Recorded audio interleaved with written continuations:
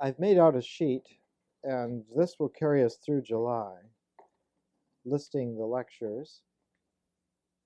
And you can see that a month from tonight, Sidney Lanier will definitely be here to be the elder for the Hermetic Wisdom liturgy. And I'll invite some other people from the community of Los Angeles for that event. Most of these lectures will be running through this edition of the Dead Sea Scrolls, the Pelican edition. This is the third revised and augmented edition. The second edition was in a little Pelican like this and has been completely redone. And this was done in 1987, I believe. Yeah, third edition, 1987. So if you want to follow through, you might get yourself a copy of this. It was $6.95 and is generally available. You can take it down. I'm going to try and go through in the order in the book, except putting the Damascus rule before the community rule. Because the Damascus rule, or sometimes as it's known, the Damascus document, and occasionally it's called the Damascus covenant. But this document is very special, and so I'm going to take it first. I'm also using an old collection from about 25, 30 years ago, the Essene writings from Qumran, DuPont Summers edition of this, translated by Guy Vermeesch from the French. So I have several different translations here, as well as the translation that appears in the R.H. Charles volume 2 of the Apocrypha and Pseudepigrapha of the Old Testament. And the R.H. Charles work is the best edited presentation, although the best translation is in Vermeesch. Now, what is so peculiar about this particular document, the Damascus Rule, is that it is the only Dead Sea Scroll that we had before the Dead Sea Scrolls were discovered. That is to say, we did not know that it was a Dead Sea Scroll in quite the precise idea that we have had for the last 40 years, but it has had a very strange history in Western civilization.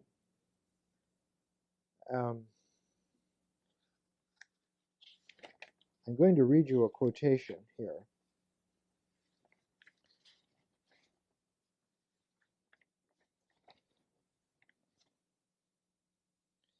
This is translated from a letter by a certain Timotheus who lived in the 800s, the early 800s AD. We have learned from trustworthy Jews who were then being instructed as catechumens, as Christian converts under instruction before baptism, in the Christian religion, that some books were found 10 years ago in a rock dwelling near Jericho. Now, Jericho is about 10 miles from Qumran, very near to the Jordan River. And Jericho, as you might know, is one of the oldest cities in the world. Jericho has been inhabited for at least 10,000 years. The story was that a dog of an Arab out hunting, while in pursuit of game, went into a cave and did not come out again. Its owner went in after it and found a chamber in which there were many books in the rock. The hunter went off to Jerusalem and told his story to the Jews, who came out in great numbers and found books of the Old Testament and others in Hebrew script. And since there was a scholar well read in literature among them, I asked him about many passages which are quoted in our New Testament from the Old Testament, but are not found anywhere in it, neither in copies amongst the Jews, nor in those found amongst Christians. He said that they are there and can be found in the books discovered there. When I heard this from the catechumen, and had also interrogated the others without him, and heard the same story without variations, I wrote about it to the eminent Gabriel, and also to Subhalmoran, Metropolitan of Damascus, asking them to search those books and see whether the passage, quote, "He shall be called a Nazarene," unquote, and other passages quoted in the New Testament as being from the Old Testament but not found in the text, could be discovered anywhere in the prophets. I also asked him if the following words, namely, "Have pity upon me, God, according to thy mercy, sprinkle me with the hyssop of the blood of thy cross, and cleanse me," should be found in these books. And then he goes on to write about it in this way. Now it turns out that around the 790 AD mark, that a whole cache of Dead Sea Scrolls were found, much in the same way that a whole cache of them were found in 1947. The central book in that cache of Dead Sea Scrolls was by a certain Alexandrian, Judah the Alexandrian. And this ascription is given by two medieval Jews, one named Sadia Gaon and the other named Jacob al-Kirkasani. And Jacob al-Kirkasani is the founder of the Karaite community, a community of very strict Jews, more strict than conservative Orthodox Jews. The Karaites are so strict that they have always been set aside by Jewish communities for the 1,000 years that they've been in existence. In fact, today, all of the Karaite Jews that live in Israel live in one suburb of Tel Aviv. They do not mix with other Jews. They consider the other Jews to have gone astray a long time ago. Now, the term Karaite comes from kar, which means gourd. And the central Karaite community was in Egypt, very near to Old Cairo.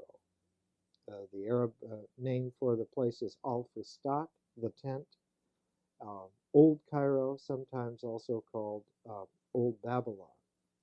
Not the Babylon in Mesopotamia, but Old Babylon.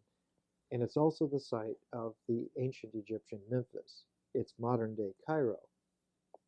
So the Karaites are associated with Palestine and with Egypt around Old Cairo.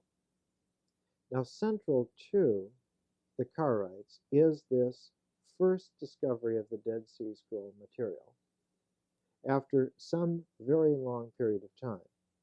That is to say, the last people to inhabit the Qumran area with any kind of consciousness of what it really was about, of its history, of its significance, was in the 130s AD. The Bar Kokhba revolt against the Romans was quashed by Roman military might, and the last of those rebels had taken refuge in the ruins of Qumran. The Romans, in killing off the rebellious militant Jews, also destroyed Qumran, and it was left in ruins from around 130 AD. So by 790 AD, it had been abandoned for about 660 years. Now that first group of Dead Sea Scrolls spawned not only the Karaite sect in Judaism, but was the basis of what eventually came to be a commentary, a visionary commentary, which is known as the Zohar, the Book of Splendor. And the Zohar, as you must know, is the basis of the Kabbalah. So that this Dead Sea Scroll material has influenced Western civilization, in particular Jewish mysticism, very heavily over the last 1100 years. It's the central, glorious psychic rediscovery of an intense mystical understanding. Now, what is peculiar about this is that central to those Dead Sea Scrolls of 1200 years ago were the writings of Judah the Alexandrian. It was considered the basic book. In his volume on the Temple Scroll, Yigal Yadin, who was a general in the Jewish army during the Six-Day War, also one of the great archaeologists, has come to the conclusion that it may very well be that this Alexandrian was Philo of Alexandria.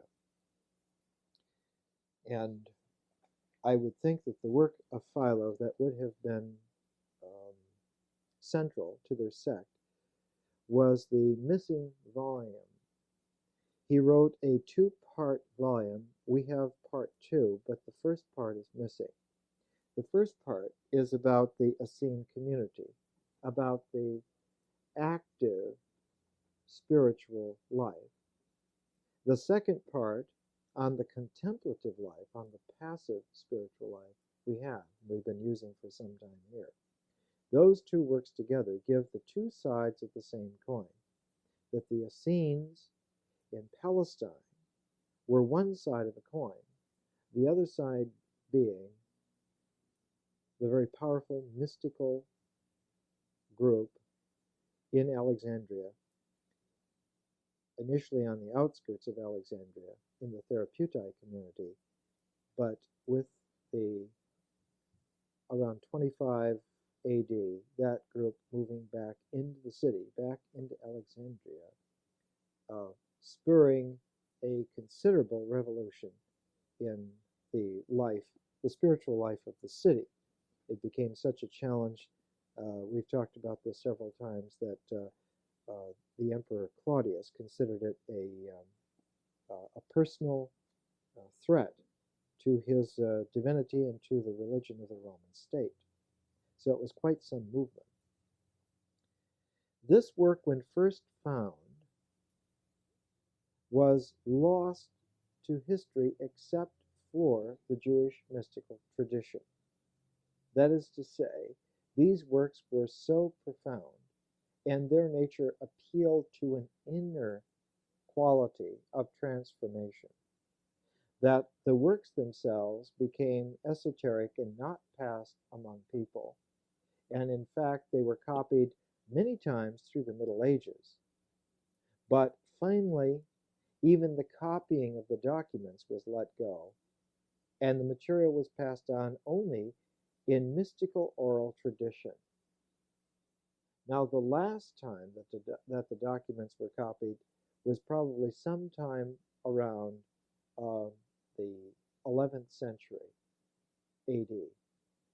At that time, the last copies in Egypt, in Cairo, in the Ezra synagogue, the Karaite synagogue in Cairo, the last copies were filed away in a catch-all compartment called the Geniza.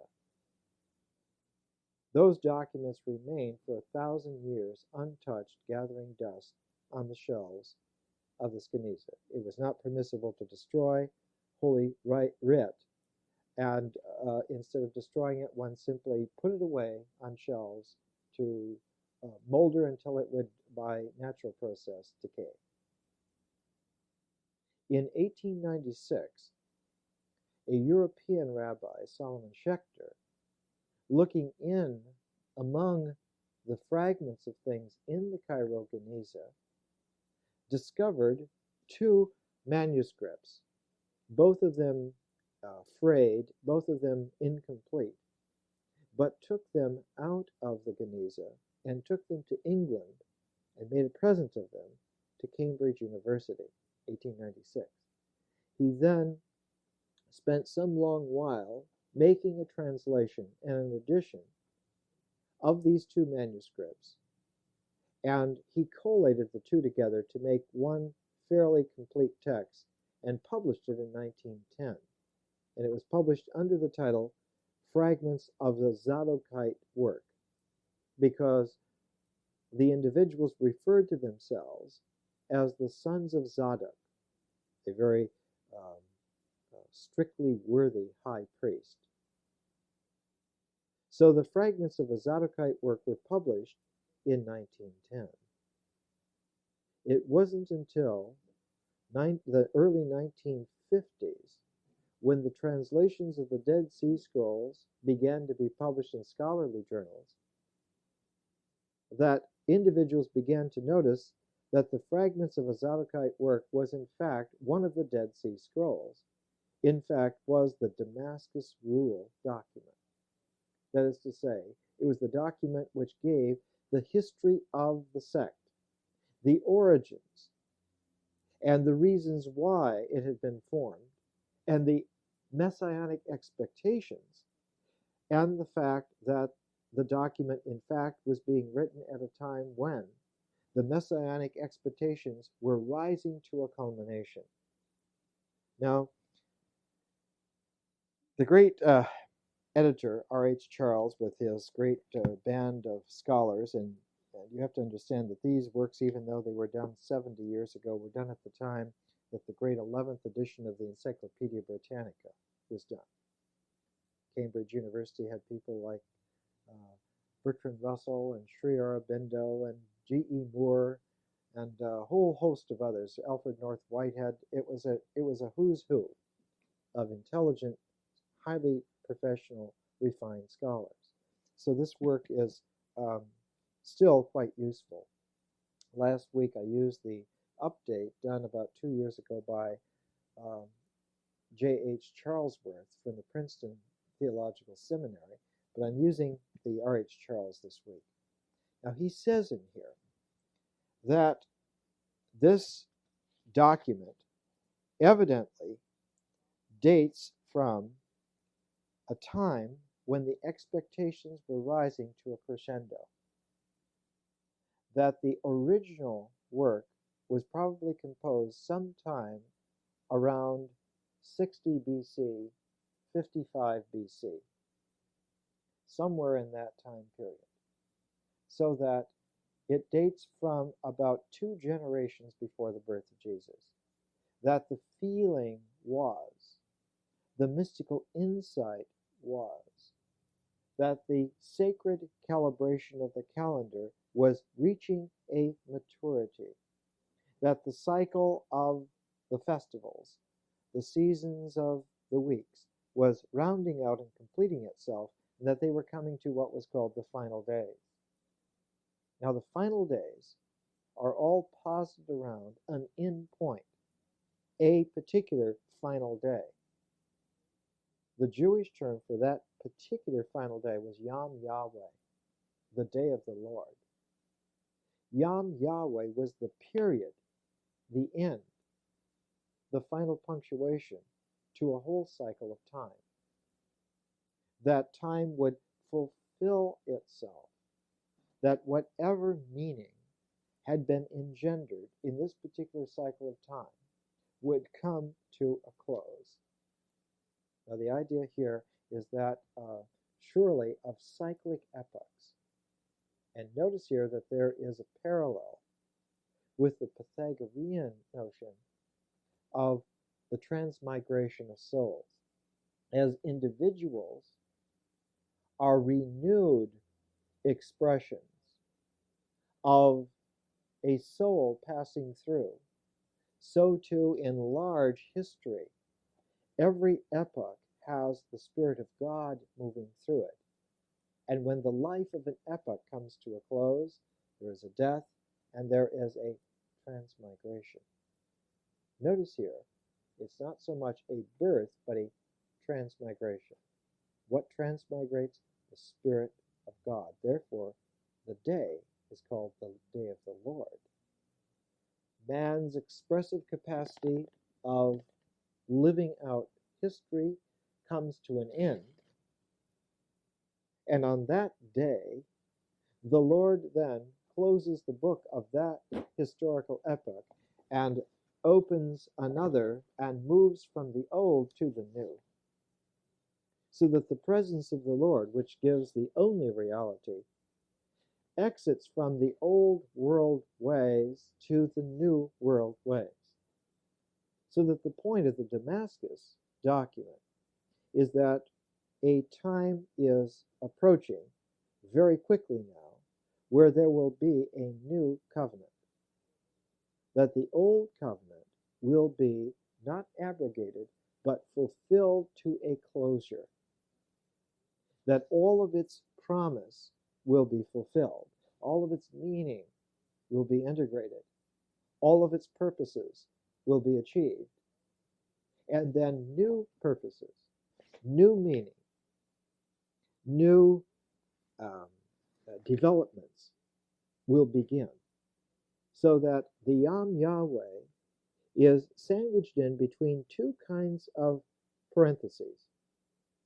One parenthesis closing out the old and another opening an as yet unknown new.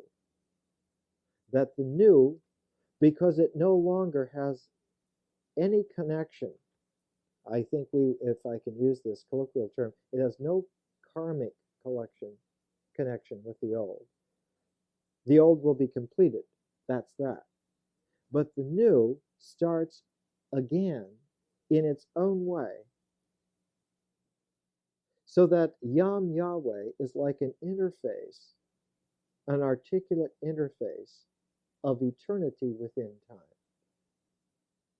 That the appearance of eternity within time demarks the old from the new in such a way that the new is now mutually exclusive from the old. That is to say, this would be the case if one would be able to be accurate and exacting in one's spiritual apprehension. But for the worldly, they do not experience God. They do not experience eternity. And so to them, there is no new. And there is no old. It's simply that the world continues. So that the world becomes profane, radically, not just in a kind of a metaphorical sense that the world was profane before, but the world now is profane in a radical sense. The world does not recognize that eternity has occurred, that God's presence has articulately demarked the old from the new. And this is why, as the first century goes on, the first century AD, you find more and more the rise in this visionary, apocalyptic sense of the future, that the future is an apocalypse. And of course, the book of Revelation in the New Testament is the greatest of all the apocalypses. It presents a cataclysmic view of the future. Why? Because all of the imagery is carried over from the old. That imagery carried over from the old can only end in a cataclysm. It has nowhere to go. It has no further development. But it can end only in two ways. Either to be integrated within in a quality of God's presence, or to be integrated without in a quality of the world ending. So there's a double sense here. There's a sense that God comes, the inner sense of it, and there's a sense that the world ends, the outer sense of it. Both of them happen together. Both of them are concomitant. Now, in the Damascus document, when the editors were working on it in 1913, puzzling over this, they have this interesting paragraph.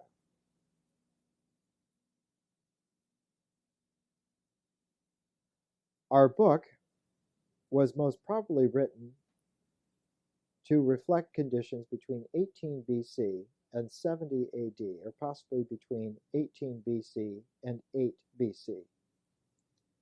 The grounds for these dates are as follows.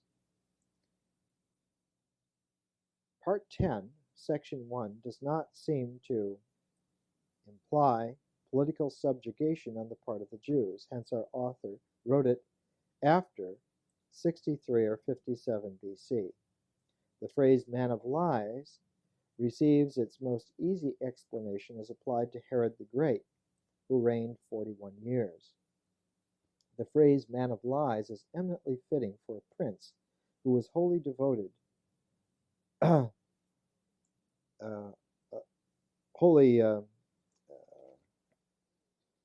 my Xerox hasn't got the whole phrase here. I'm missing the phrase. Wholly devoid of principle and religion. The man of lies is a fitting epithet for a prince who was wholly devoid of principle and religion. The men of war who were with him were his fierce soldiery, all mercenaries, Galatians, Thracians, Germans, and so forth. What they're speaking of here is the fact that the Jewish army under Herod the Great was not made up of Jewish soldiers, but was made up of paid mercenaries. They were largely Germanic Celts, Thracian or Macedonian irregulars, and so forth. Because the whole power of the state at that time under Herod was a Roman power. Herod was like a vassal of Roman power.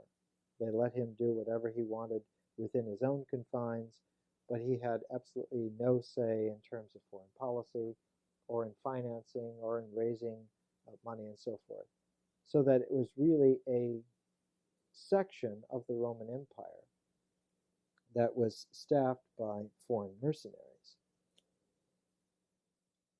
Now, if these identifications are valid, our book was written either during Herod's life, 37 BC to 4 BC, or after Herod's death. Accordingly, as we take the 40 years in our text as a prediction or as recording a fact already past.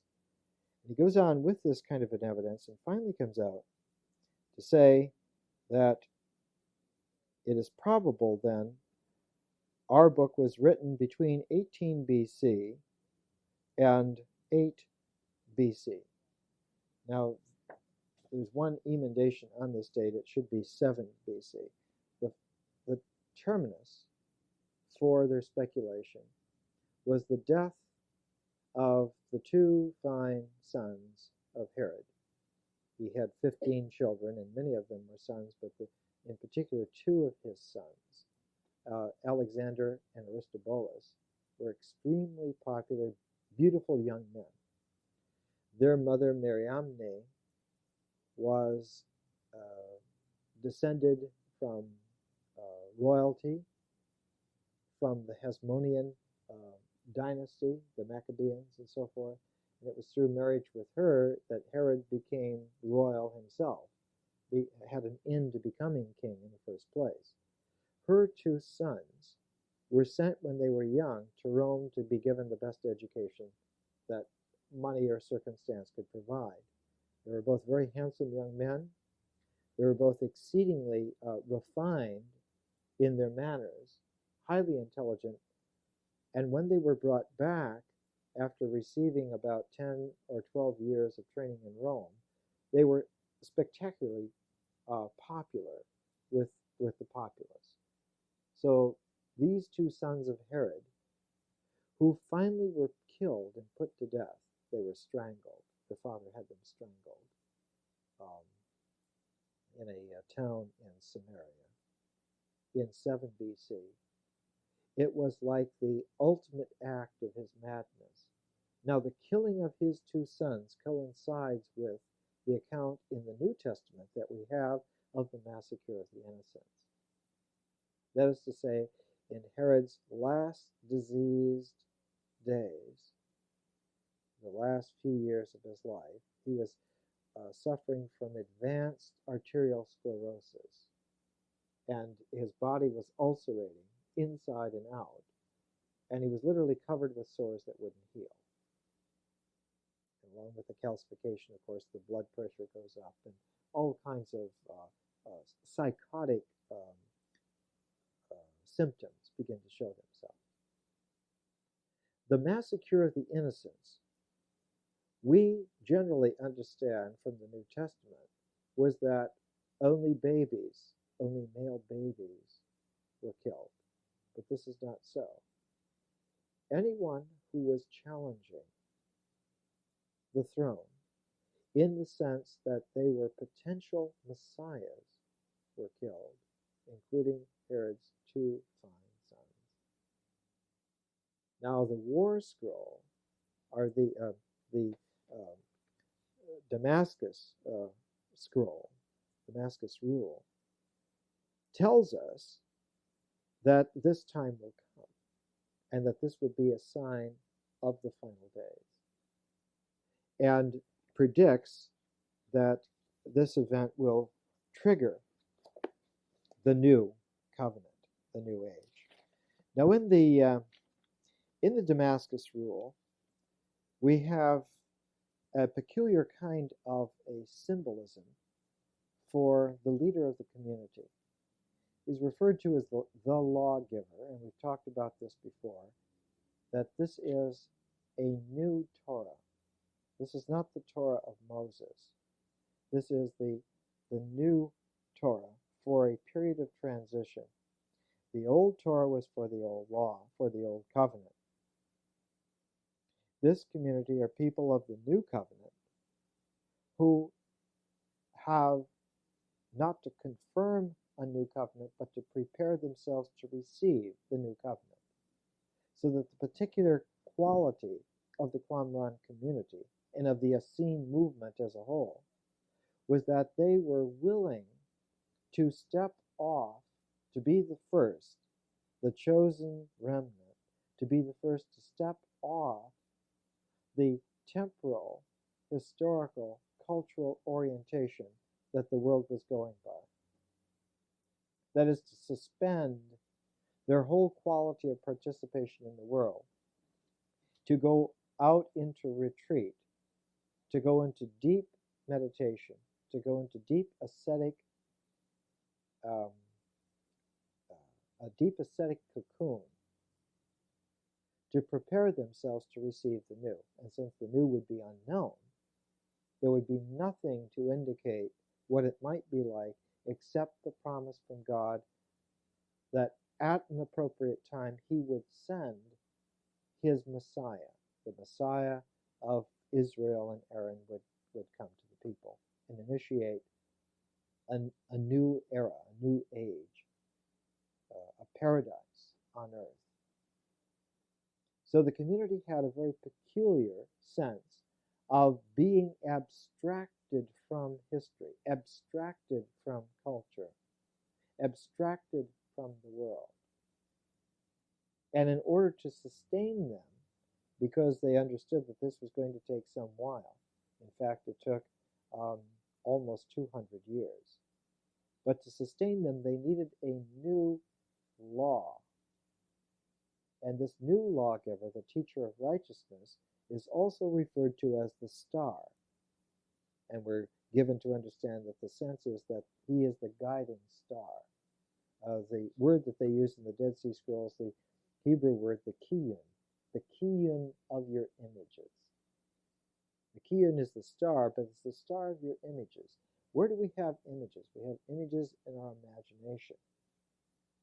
And we've talked about this in the Saturday class enough so that most of you will be prepared for this. The image base is the foundation of the mythic horizon of culture and language, so that the kiyun, the star of your images, is the symbolic self which constellates as the center of your image base, of your mythic horizon of capacity. So that the teacher of righteousness became the temporary self for those in the community who abrogated their own selves.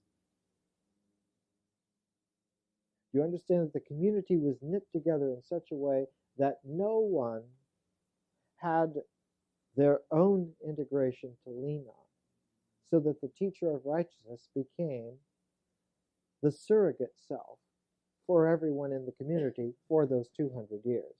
He was a star in that sense. He was a guiding star.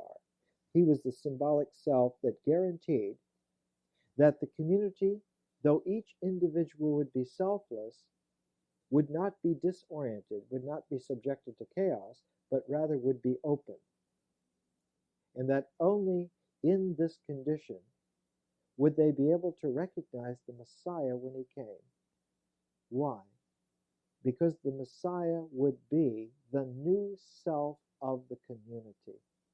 And if the community were selfless as individual, but knit together as a community, the community would recognize the Messiah because he would function in perfect complement.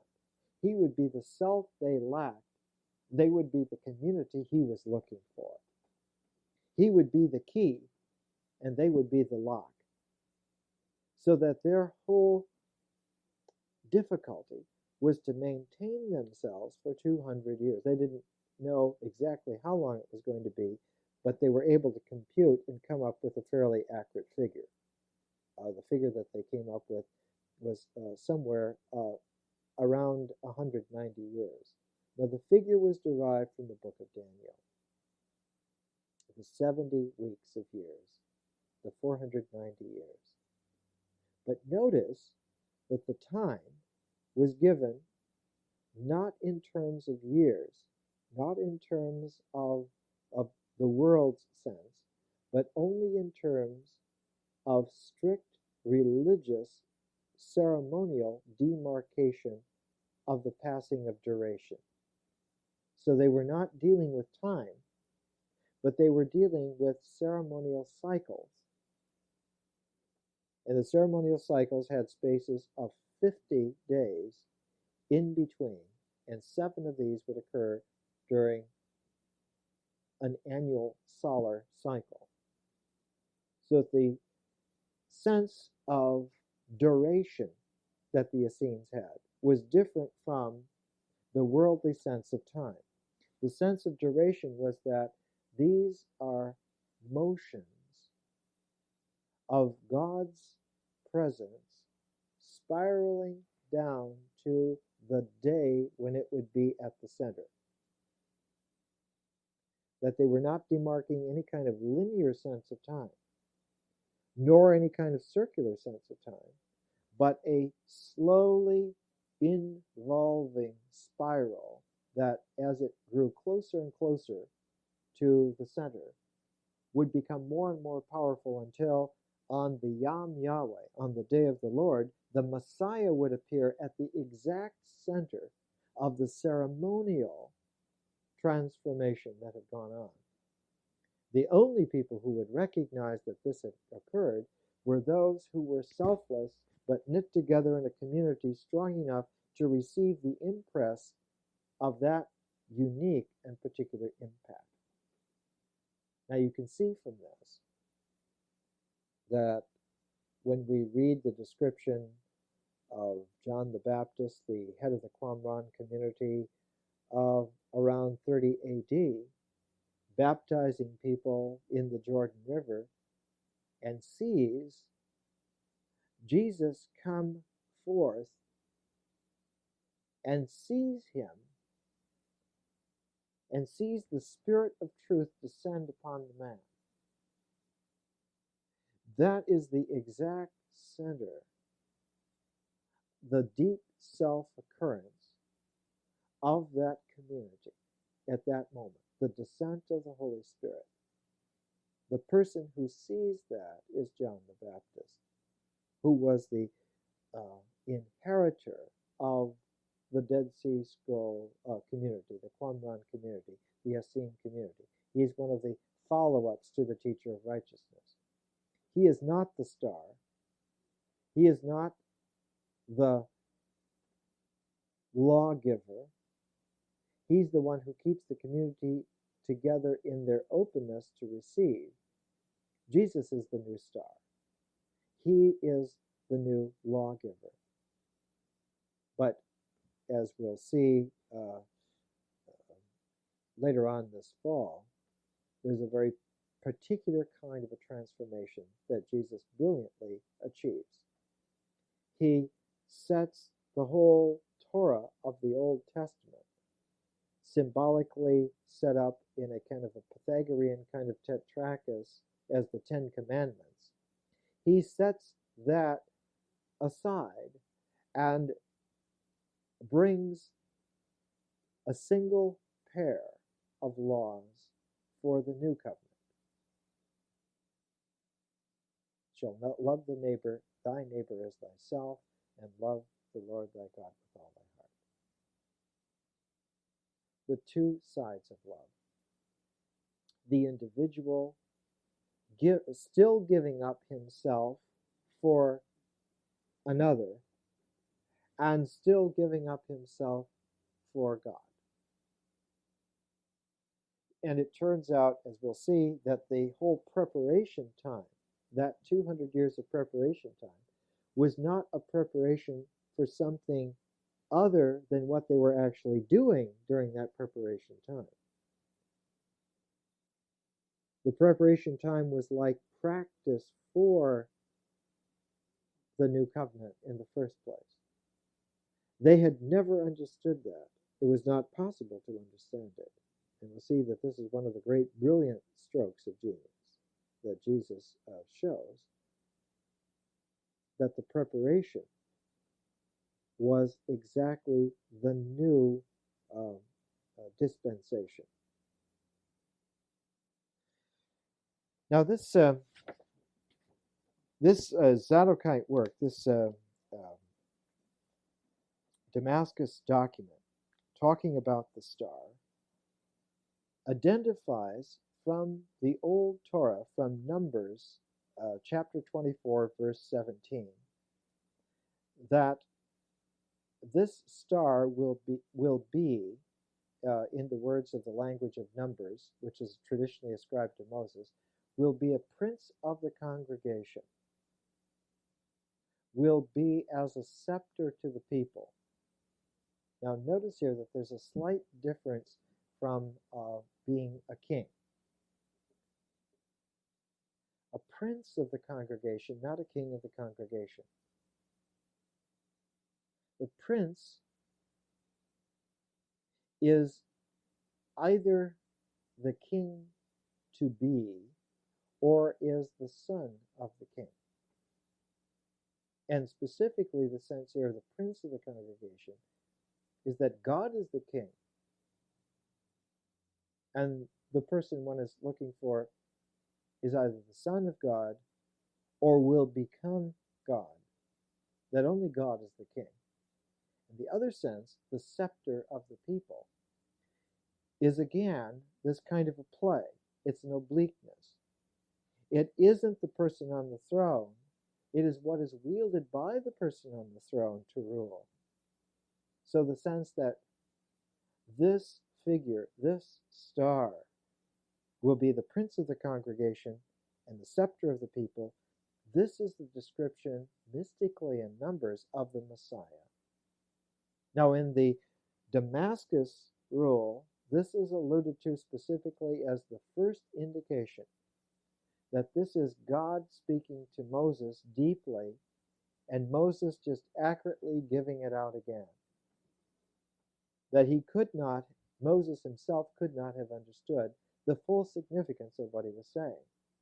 Nevertheless, he spoke truthfully. He spoke what he heard. He was the conduit of God's voice speaking. And at the time of Numbers, it simply was a mystery. It was a seed unraveled, as yet not grown. But with the Damascus rule, they say, we now have received that seed, and the seed is growing. It is growing in us, in our community. We are preparing ourselves to receive he who will be the scepter of the people, he who will be the prince of the congregation, he who will be the Messiah. Now, in this whole preparation, as I've talked about before, let's change the cassettes. It reads like this. This is the DuPont Summers translation. After going through the sense of history, which had seemed to be cyclic, it had seemed that the Torah had been complete in and of itself, so that there was only the sense that one needed to conform to the pattern of the law. You didn't evolve the law. You didn't change the law. You didn't add to the law. You didn't detract from the law. But you tried to live up to the law, and it was like the rim of a circle. And if you followed the pattern of the law in completeness, you would at best perfect the circle. But the Damascus document, in presenting the Torah and saying, yes, this is accurately so, this is exactly the way the old law was, but that there was a movement in the old law, which was a line of historical development that went towards the center of the circle of the law. And at the very center of the circle of the law, we will find the Messiah. He fulfills the law in himself because he is at the center of the circle of the law. He changes it not by variation, not by addition, not by subtraction, not by multiplication. There is no, if I can use this phrase, there is no arithmetical procedure that he does to change the law. What he does is collect it all within himself and transform it in a mathematical operation. He converts the old law to a new covenant. It's an implosion of meaning to the center and a re-radiation of that imploded integration back out again in terms of a new world order. Now, this form of massive radical transformation was alien to the Jewish mind up until the time of the Second Temple. There never would have ever have been any kind of ability to conceive in this kind of a way. The first indication that we have, the very first indication that we have, is in the writings of the books of Enoch. And in the Enochian writings, the book of Enoch, we have the first beginnings of a sense of a new image that has come into play in the imagination of the Jewish mind. The image is of a man who has transcended the earth, transcended the world, has gone to the heavens and seen the structure there. Now, there have been sketches towards this. Elijah, as a great prophetic figure, did not die but was taken in a chariot of fire up to heaven. So we have precedents for this. We have preludes for this. But Elijah is quite different from Enoch. Enoch goes and returns. He sees what is beyond and is able to come back and bring images from the beyond here. So that from the Enochian literature on, you begin to get this sense. Now, after the history lesson, after showing that the line of the patriarchs moves towards the center, it's not just a lineage which wraps around the law in a closed cycle of unchangingness, but is moving towards the center. So here's the institution of the new covenant in the words of the Damascus document. But because of those who clung to the commandments of God and survived them as a remnant, God established his covenant with Israel forever, revealing to them the hidden things in which all Israel had strayed, his holy Sabbaths and his glorious feasts, his testimony of righteousness and his ways of truth, and the desires of his will, which man must fulfill, that he may live because of them. He opened this before them, and they dug a well of abundant waters. Now this well that they're digging is this new law from the lawgiver. Not a new Torah, but a temporary Torah, as it were, a temporary law to hold everything in abeyance. To expect the unknown, to expect the new. And whoever despises these waters shall not live. But they defiled themselves by the sin of man and by the ways of defilement, and they said, this is ours. And God in his marvelous mysteries forgave their iniquity and blotted out their sin. And he built for them a sure house in Israel, such as did not exist from former times till now. They who cling to it are destined for everlasting life, and there shall be the glory of the man, as God has assured them by the hand of the prophet Ezekiel. And they go on to give this vision from Ezekiel. It's then that this kind of language begins to be stressed in the Damascus rule. The anointed. The anointed who will make a visitation. This will be God making the visitation. And the man who makes the visitation, the Messiah, will be the anointed of God. Now this notion of the anointed carries with it the sense of a blessing. And we have to use our imaginations a little bit here in order to understand the power of the idea. When the teacher of righteousness, who was the star for the community, he was the unique teacher, he was the lawgiver. When he was taken from the community, when he died, where did he go? He went to God's presence. And while with God's presence, he is anointed. And when he returns to his congregation, he will return with God's anointing. So there's a very peculiar, deep sense here, which incidentally is consistent with the idea of metempsychosis. That is to say, the Messiah will be the return of the teacher of righteousness.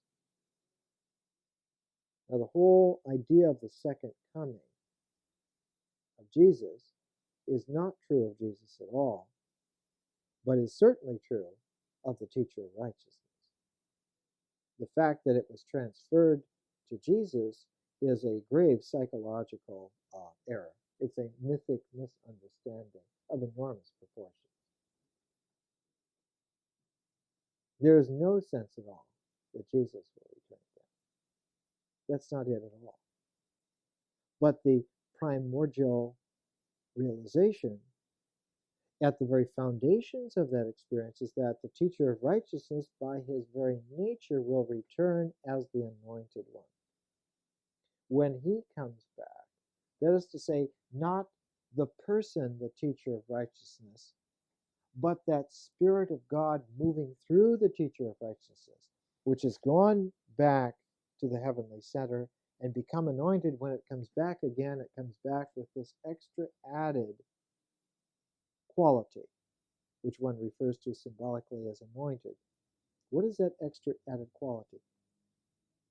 That presence coming back into life again is able to make manifest what was only promised before. The teacher of righteousness promises that the Messiah will come. And when he comes, he will bring the kingdom of God and make it happen. The teacher of righteousness can only issue that guarantee. When he returns with that anointed quality, that essence of him come into another man, a new man, that man will be able to make real that kingdom, will make it happen, will have the power of, as they would have said, will have the power of making it live, making it happen. When will the teacher of righteousness return? At the end of time. At the end of time. Now notice here that there's a concomitant with the end of time and the sense that this is Yam Yahweh. This is God's day. So that the end of time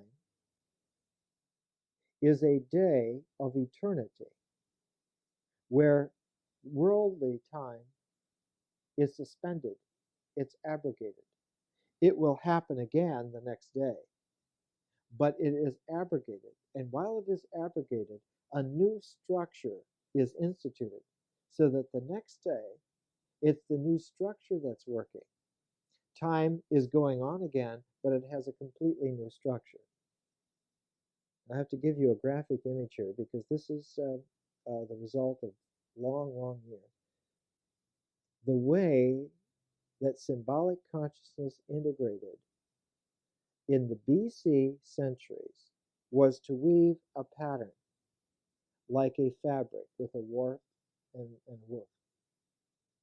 In the AD centuries, increasingly, the way of integration was to weave it towards a center.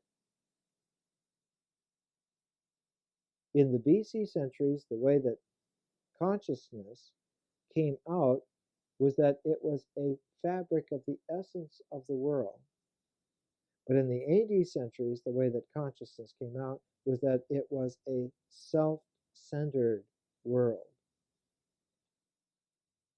So that there was a different feeling, a different intellectual process, a different life manifestation. In the first quality, nature is of the essence and natural patterns. In the second, magical patterns are more real. The supernatural is more real than nature. I don't mean to say phantasmal supernature, but I mean to say supernatural in that above, transcendent.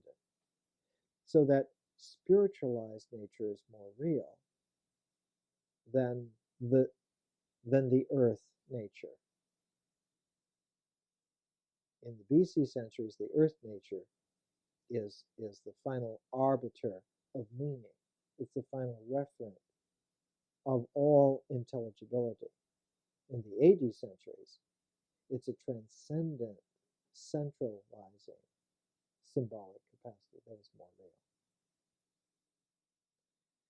As you can see, one of the difficulties that we have inherited is that it's very difficult for us to tell whether the reality is in our minds or if it is occurring and our minds are just in concordance with it, or whether our minds are projected it upon. This is a problem which was almost unheard of in BC centuries. In the BC centuries, I think the psychological phrase would be a fixed idea. Someone with a fixed idea would not be able to resuscitate themselves. But in the AD centuries, the very essence of a spiritual transformation is to go through a fixed idea to its resolution. The very maturing of consciousness for us is to have gone through that kind of a threshold. It would not have been possible in the BC centuries at all. No one did this. The closest that we have of any report is from individuals like the Buddha, who found nothing there. They did not find a self. They did not find a center. But in the AD centuries, even in Buddhism, in advanced Buddhism, one finds a deep, mysterious kind of a center. You don't have to call it an ego, and most certainly it isn't an ego, and you don't have to call it a self. But there's a sense that all of this comes together. And if it comes together with the void, it still comes together. In basic Buddhism, there's almost no sense of the void as being the center. There's only the practice of unraveling the complications of the world. But the point is that in the AD centuries, there's a different form of integration for consciousness than in the BC centuries. The first indication of this, the very first indication of this, is in the Dead Sea Scroll material, including the Book of Daniel and the Book of Job. So that the apocalyptic archetype of the self is the final projection outward of the old world view. The old world, which comes to the end of time, can only imagine that end as an apocalyptic war. That is to say, if one still carries the old habits, if one has not interiorized and made that transformation, the projected sense from the old mind view that just makes a pattern of things is that the pattern will come to an apocalyptic end in a final war.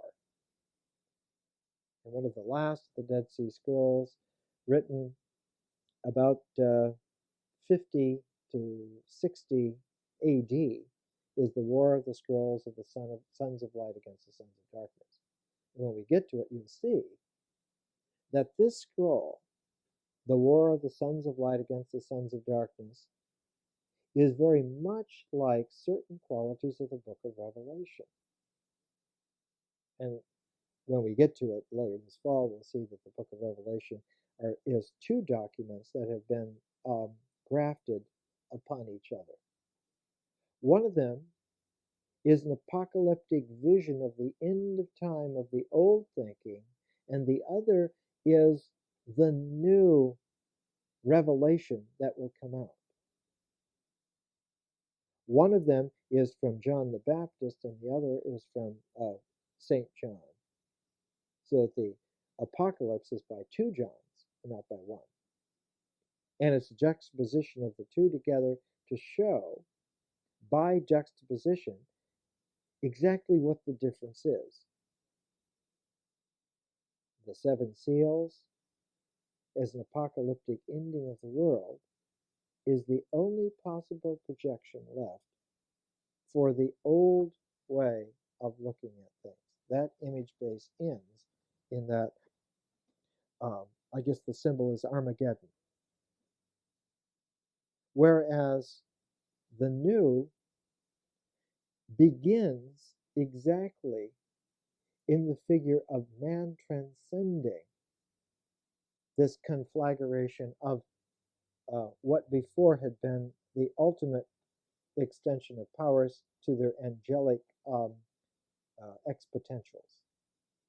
Nature and natural powers extended to their exponential ends are angelic powers. One literally has not only Armageddon on earth, but Armageddon, which includes the battles between fallen angels and angels that are still there. War in heaven as well as on earth. It is a picture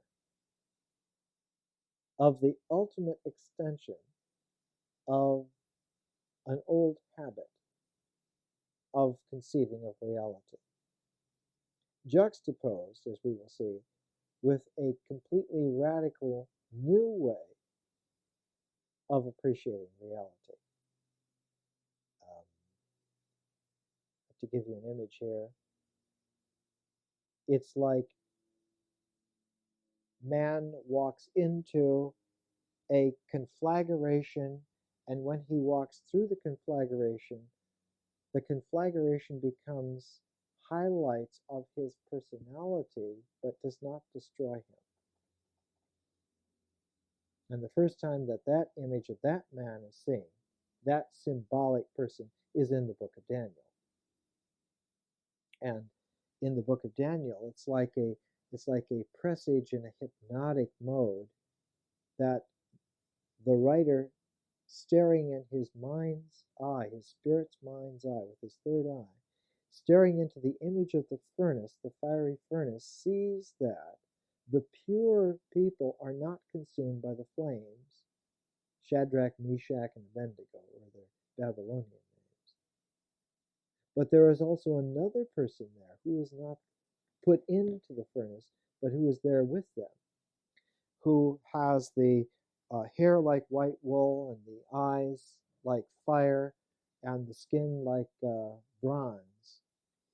And that same figure will be seen by St. John 250 years later and put into the Apocalypse also. That figure is not consumed by the Armageddon, the conflagration. Now, the Pythagorean term for an assembly of the people was synedria, out of which we finally get various derivations like synagogue and Sanhedrin. And all of these words come from the assembly of the people. An assembly of the people is collecting people together as they are. But the sense in the Pythagorean synedria is that the people are assembled first, and through their discipline are transformed. The assembly of the people are those who are able to hear, but those who are able to be doers of the word as well as hearers of the word transform themselves into a mathematically transformed community called the congregation. The congregation is a patterned assembly. But at the core of this congregation is not some traditional sage like Pythagoras, or the Buddha for that matter. But the center of this congregation is an open space, an opening in the shape of an expected person of which no qualities whatsoever are projected forth. No images from the old are carried over. And the whole knack, if you will, the whole magic trick of it, if you will, is that the teacher of righteousness taught them how to be open to whatever the Messiah will be. That's what he will be. And the key from that is a phrase from Exodus, the burning bush. And Moses says of God, who shall I say sent me? And the phrase is, I am that I am. Or better translated from the Hebrew, I will be what I will be. You cannot predicate anything of me prematurely. However I occur to you, that's how I am. However I will occur to you, that's how I will be. And that same sense is taken over by the teacher of righteousness for the openness kept for the Messiah. Do not predicate any qualities upon him. He will be radically, mysteriously different. And the only thing that we can do is prepare a space within us, to prepare an opening within us to accept him as he is. Now, this is extremely difficult. And the Damascus rule gives us the example from the book of Daniel and tells us that it's all in the phrase, melted in the midst of the furnace. This is a metaphor in Daniel, which later on, incidentally, will become part of the alchemical process. What is melted in the midst of the furnace? What is melted in the midst of Armageddon? All of the energy of all of the images in their old form of occurrence. What is new?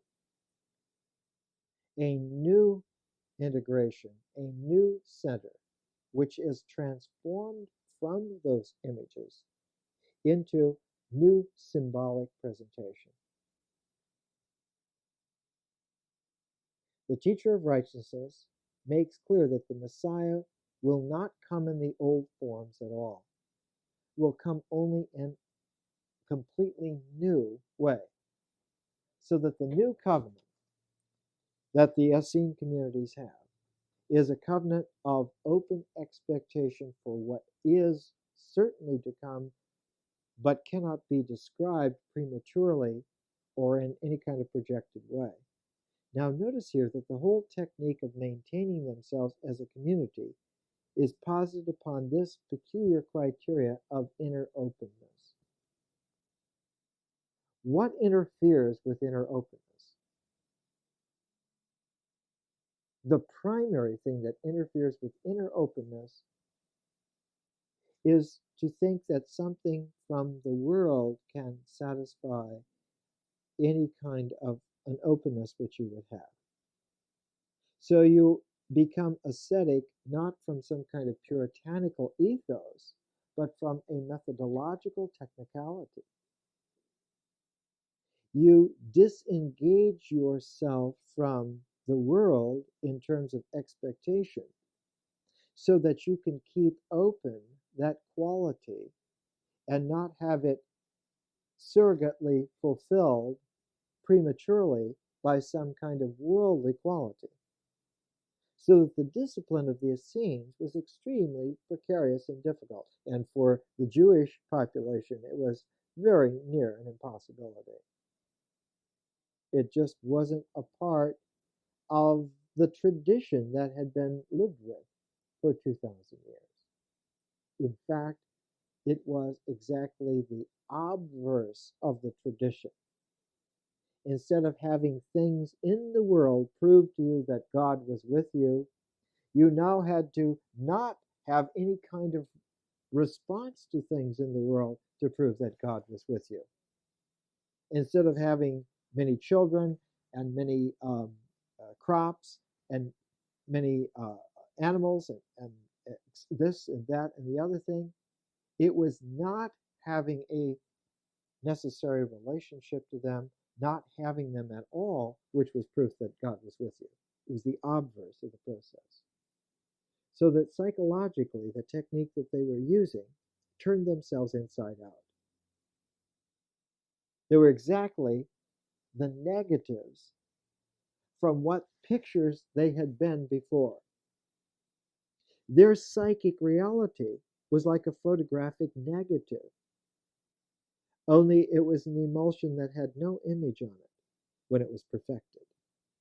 The perfect person was someone who was ready to receive the Messiah on a blank emulsion which he kept available, his inner psyche. Now, this is extremely difficult to do in any age and any time. At this time, for the Jewish people, it was almost impossible to do. The primal Qumran value then was fidelity versus apostasy. Fidelity. Fidelity to tradition so that one could keep the obverse qualities in perfection. This was known as purity. So you had fidelity towards the tradition to give yourself an accurate context within which to develop your purity. The sin was apostasy from tradition, which didn't give you any kind of a context in which you could practice your purity. You had no way to know if you were if you'd given up on tradition, or if you followed the wrong tradition, you would have an impaired context and would not be able to achieve your purity. So that there was a double bind for the Essenes. They had to find what was the right tradition, what is our accurate tradition, and two, to use that accurate tradition in a obverse way. So the Essenes found themselves increasingly out on a limb in a crossfire of precariousness. For those who were out to hold on to the purity of the tradition as it had evolved, they were the ones who were the high priests in power in Jerusalem in the temple. And they said, look, things have come down in a straight lineage to us, and we're continuing. Yes, there have been changes. Yes, there have been developments. There have always been changes. There have always been developments, and there always will be. You people are fanatics by trying to find an abstract, pure tradition. And the Essenes' reply is, that is exactly right.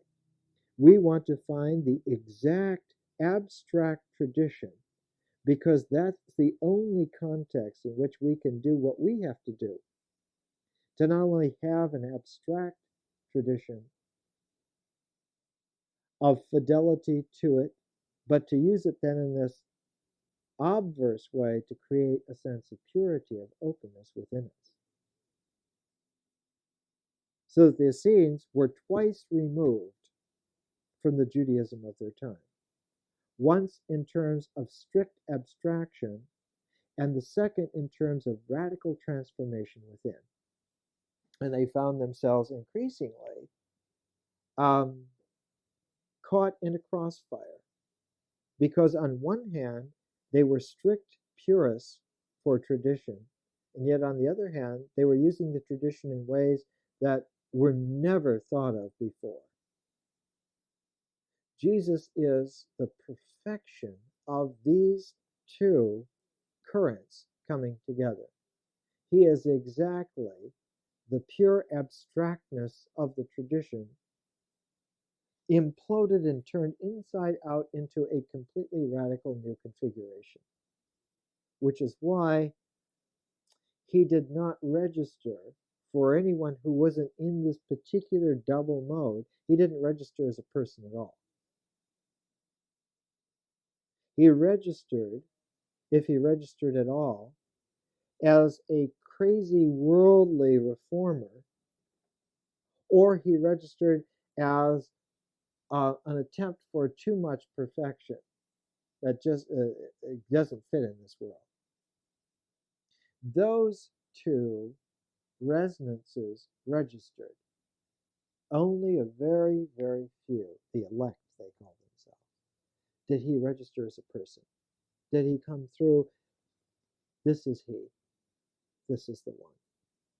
It took a stereoptic vision of ascetic purity and of radical transformation to be able to see him at all as a person.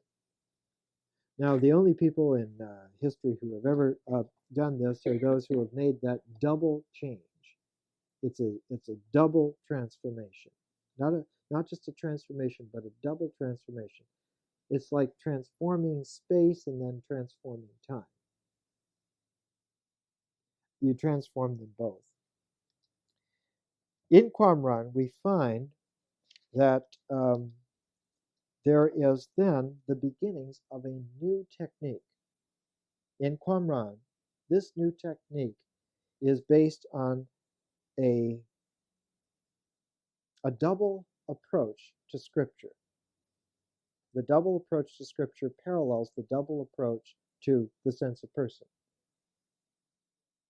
The first approach is can be given under the title of a kind of the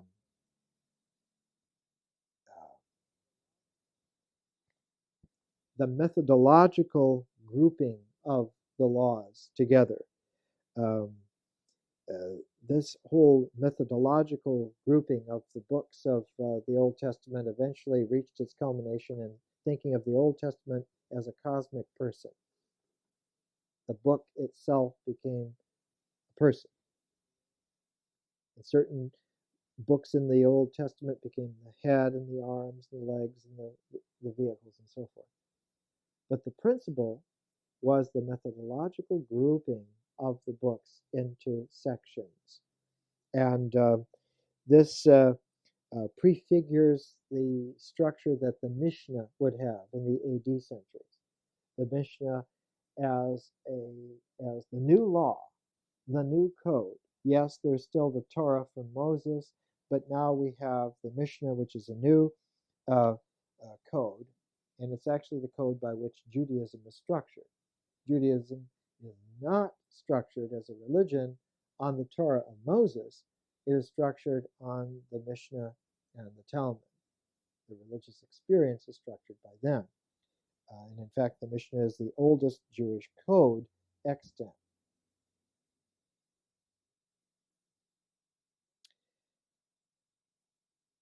The center of this methodological grouping of the statutes is that the feast of the renewal of the covenant became the ceremonial pace setter.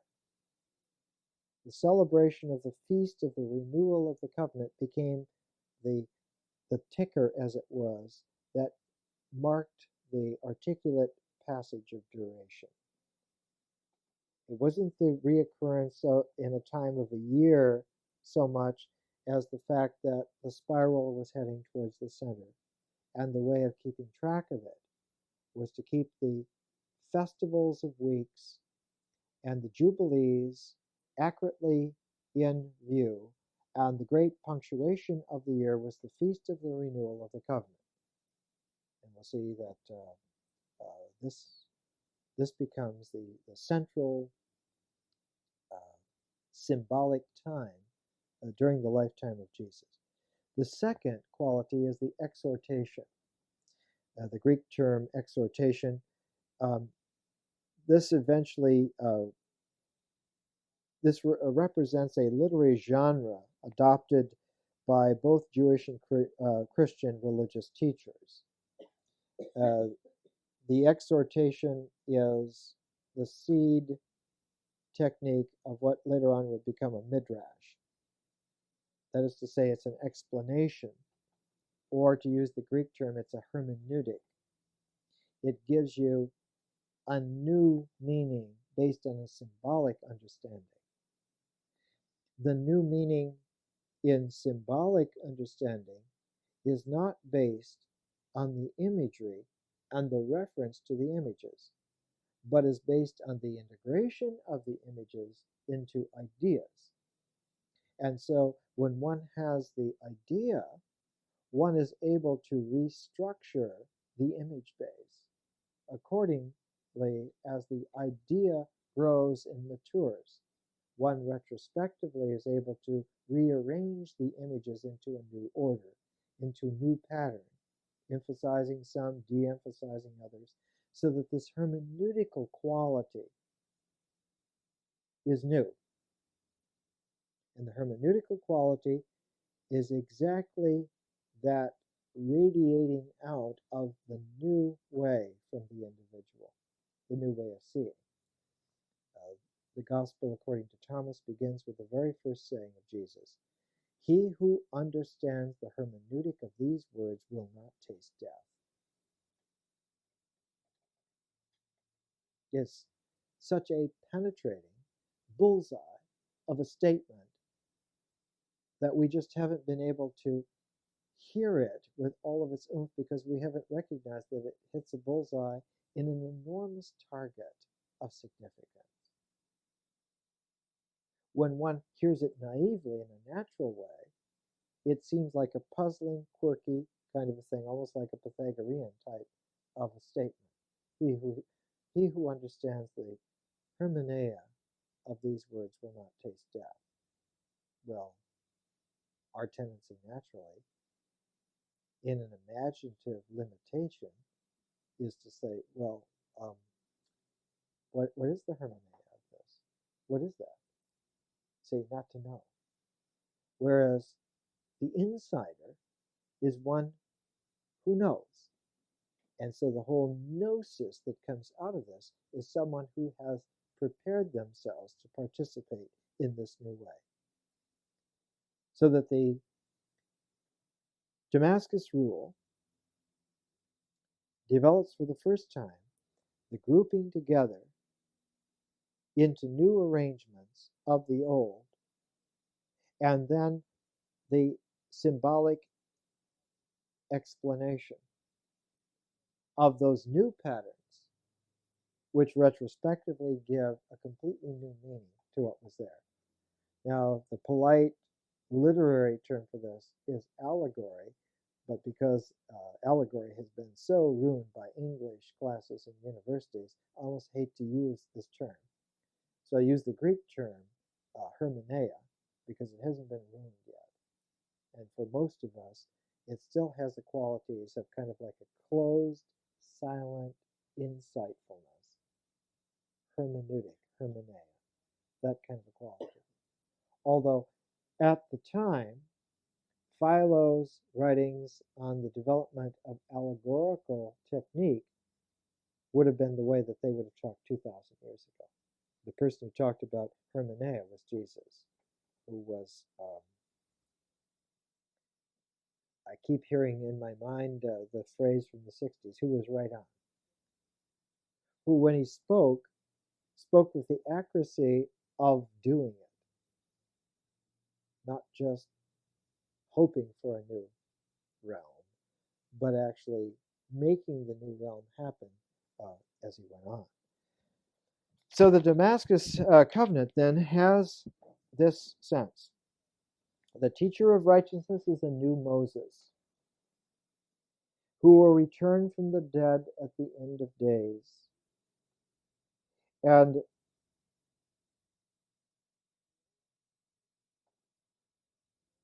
the old Jerusalem, the old site of the old temple, will be transformed into a new Jerusalem, a new temple.